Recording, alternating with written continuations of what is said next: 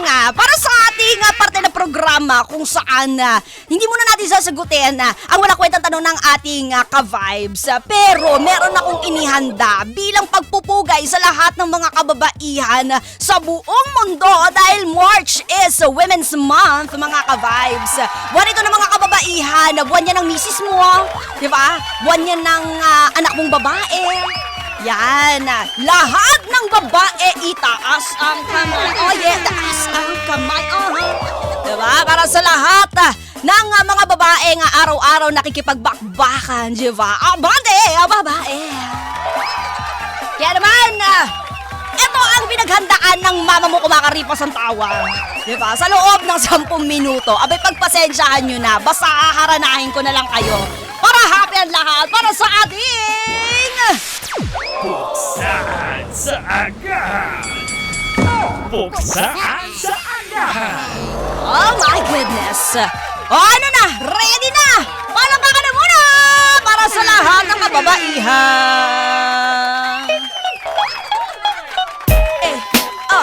Oh yeah! Short and sweet lang to mga ka-vibes, pero sana magustuhan mo.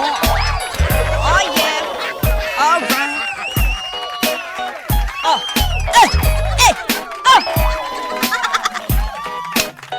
Let's go! Wala lamang iyong puksaan, tuloy pa rin ang laban lalo sa mga babaeng hinahamon ng lipunan. Araw-araw may bakbakan, buwan-buwan may pinagdaraanan. Itong haranang to para sa lahat ng kababaihan. Mula noon hanggang ngayon, dami sa aming expectation. Panahon ng Espanyol, pati Hapon, merong oppression. Pero modern na tayo, buksan mong isipan mo kung kaya ng kahit sino, kaya ng babae, ora mismo! Oh yeah! Alright! Oh yeah! Happy Women's Month! Mga ka-vibes! Basta, diba? Kaming mga babae, deserve namin ang pantay na karapatan. Oh yeah, alright. Kaya naman pagpupugay po yan sa lahat ng mga kababaihan. Diba? Kung sino ka man, saan ka man, wherever you are, we are there. Sabi nga ng Dog Show Divas, you are a superstar. Diba? Hindi alam na kahit na sino ang mga pinagdadaanan na kahit na sino mga babae, diba? Kundi babae lang din talaga. Abay, kaya namin gawin din yan kung kaya ng mga kalalakihan. Kaya naman, diba, ang pantay na karapatan, deserve din namin yan, no? Duh! Oh yeah, alright.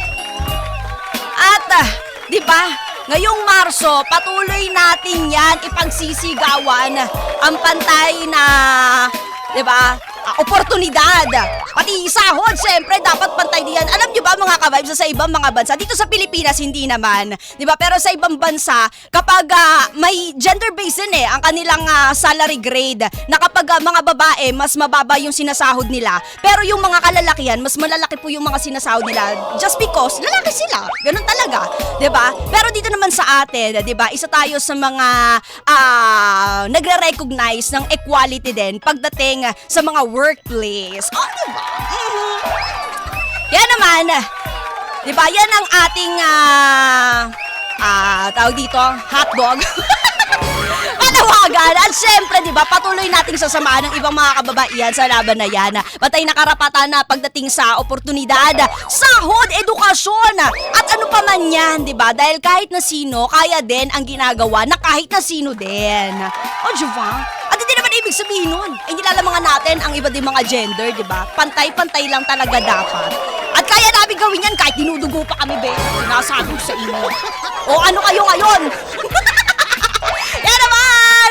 Happy Women's Month, mga ka-vibes! At sa lahat ng mga kababaihan, mga nanay natin, mga lola, diba, mga anak na babae, mga apong babae, kahit sino ka pa, basta babae ka, diba?